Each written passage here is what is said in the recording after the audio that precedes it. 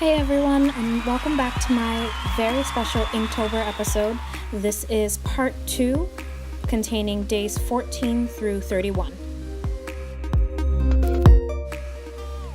Now, if you watched my first video, you know that I ran completely out of energy right around day 14. So for the second half of the month, I decided to pick a few of my favorite prompts from the list that I made, hoping that by doing it this way, it would keep me from getting too stressed out.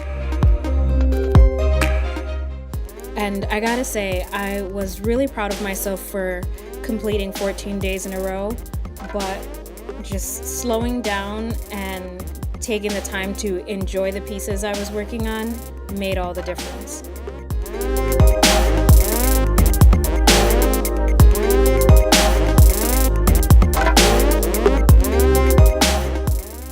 So what did I learn, right?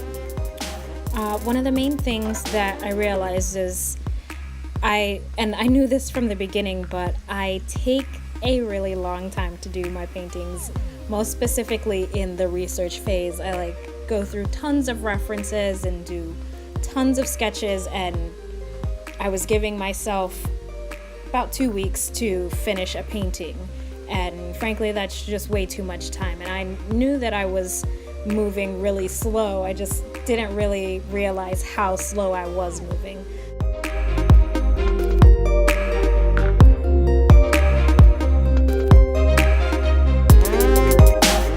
I think a lot of the reason behind that is I created this kind of production schedule while I was working a mostly full-time job, and my schedule has since changed. I've taken on painting full-time, and I have a lot more time to dedicate to the creation of each piece.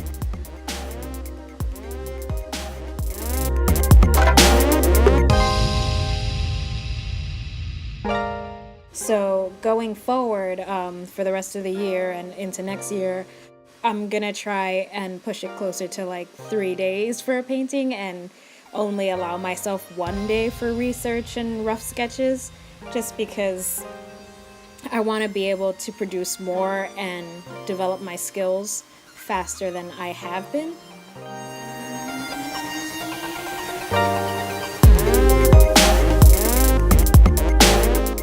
The hardest part for me has been seeing all of these amazing artists putting out so much work very regularly. And although I've kind of trained myself not to judge myself based on other people's skill level, I notice I've been kind of judging myself for not producing enough within a certain amount of time.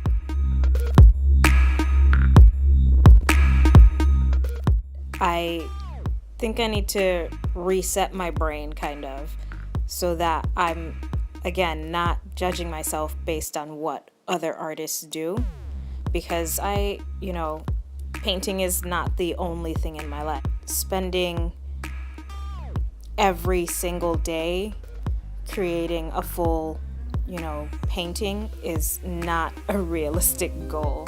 It would be amazing if I had the energy and stamina to do that and, maintain a relationship with my spouse and family. And even though I know that's not the point of Inktober, I'm just not satisfied with the quality of work that I can produce in, after 30 minutes is not anything worth sharing. My skills are just not there yet. And I'm sure I should have taken the opportunity to make Inktober that time when I do just create doodles and teach myself how to move a little faster, but I don't know, I didn't think about it. I was so excited about creating a prompt list and doing all of these interesting mystical creatures and hybrid characters that I think maybe I let myself lose a little bit of sight of the point of the challenge, which was supposed to be creating something in ink every day, not creating a majestic masterpiece every day. Now, Now, that being said, I did realize that I love inking with a brush. I learned that by using steady strokes and really just trusting myself with the brush and ink, it actually made the process move a lot faster. Not to say that I won't ever use micron pens again, because they are great for really minute details, but using a brush makes creating character in the line weight so much easier. Now, I know all of that was kind of a mouthful, so I'll do a quick recap. Create a schedule that fits your lifestyle. If you go to school full-time and work a full-time job and you only have time to make small, quick pieces or keep up a sketchbook, awesome. But if you do have the time to devote to learning the techniques required to create more polished compositions, then go ahead and do that. Just create a schedule that works best for you.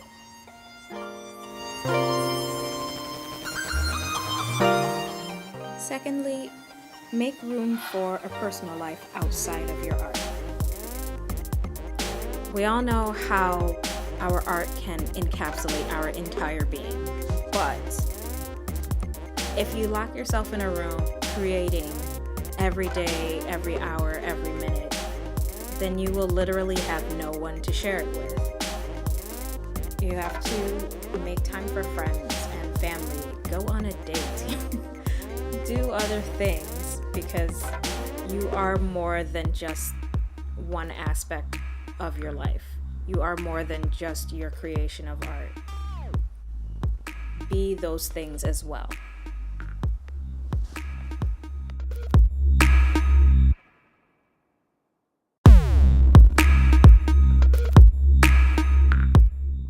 This next one might sound a little bit cliche because we've all heard it 1,000 times, but be your only competition. You are not running a race against every other artist in the world. You shouldn't be grading your skills against the skill of the person next to you. That's not how art works. That's not how you develop. And remember that while it can be beneficial to refer to the masters from the past and your idols of today, it shouldn't be your only focus. Look at what you've done and look at how you've progressed and judge where you are now based on where you were yesterday. And if there's not enough improvement there, then take steps to make that improvement based on your skill level, not somebody else's.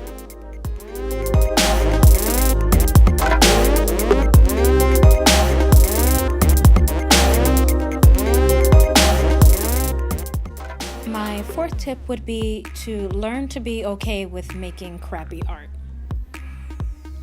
You have to just kind of accept that everything you do won't always be an A+, and that's hard for me because I try to share as much of my work and my process as possible, and it's a little daunting to share your failures. And honestly, there's no rule saying you have to share any of it.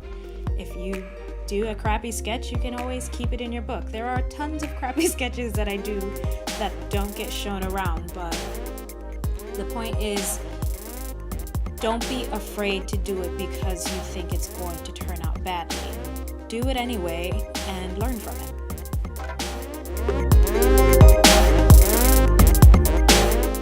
Now, the final tip that I have for you all is to trust your artistic instincts. You put so much work and effort into practicing and learning new skills, and sometimes I find myself really hesitant to put down a mark or hesitant to put down what feels like a permanent paint stroke, when in reality I've practiced and practiced and practiced, and sometimes I need to just stop and take a breath and tell myself, like, hey, you've got this, you've done it 100 times, and you can trust yourself to do this the right way. And if you don't do it the right way, it's not the end of the world. you can always try again on the next piece. So just relieve some of that pressure and trust yourself to do what you know you can do.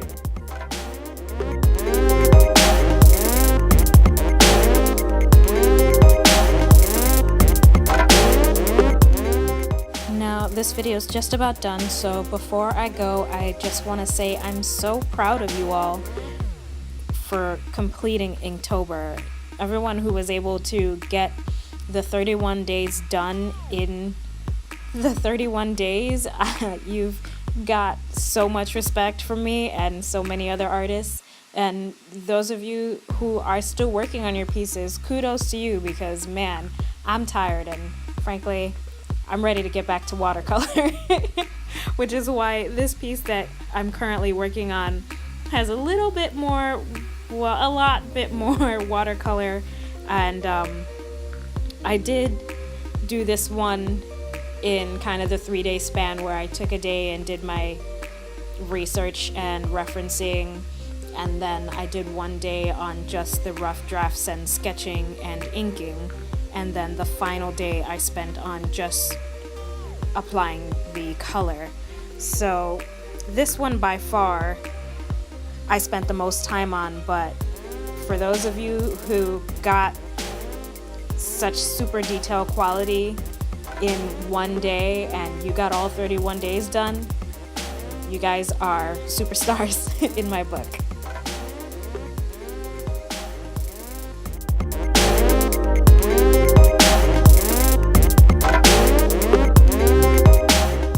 And the absolute last thing that I wanted to mention is for those of you, if any of you who follow me here also follow me on Instagram, remember when the month started, I said that if just one artist could complete my entire prompt list, they would receive a print book of all of my completed works as a gift for finishing the challenge.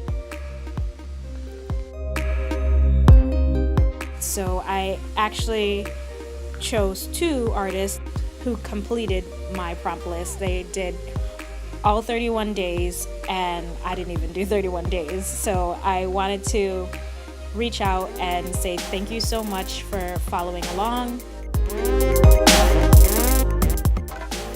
I can't tell you guys how much I appreciate those of you that follow me. I'm super grateful for everyone who watches my channel and everyone who comments and likes and shares on Instagram and Facebook. And personally for me, the fact that there's not a ton of you right now is a great thing, because it means that I get to reach out and talk to all of you one-on-one, and it's an opportunity for me to really be in touch with people who enjoy my work. So I'm super grateful for that. And again, I just want to say thank you to everyone out there who has ever commented or liked, even just liked a picture. It really means a lot to me to know that there are some like-minded individuals out there who enjoy my work and my process.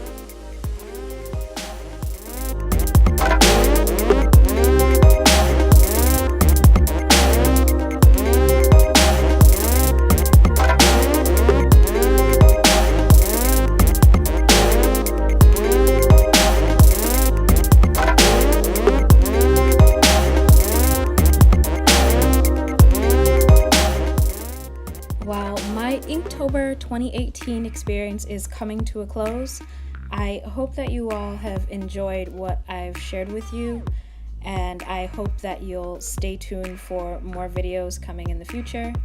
Here I'm just putting in the final touches for my combination of day 30 and 31, which was Jackalope and the hybrid selfie. So I kind of did a hybrid Jackalope girl who is decked out in purple because that's my color. I am so ready to move on to other projects and other experimentations. But as always, thank you all so much for watching, and I'll see you all in the next video.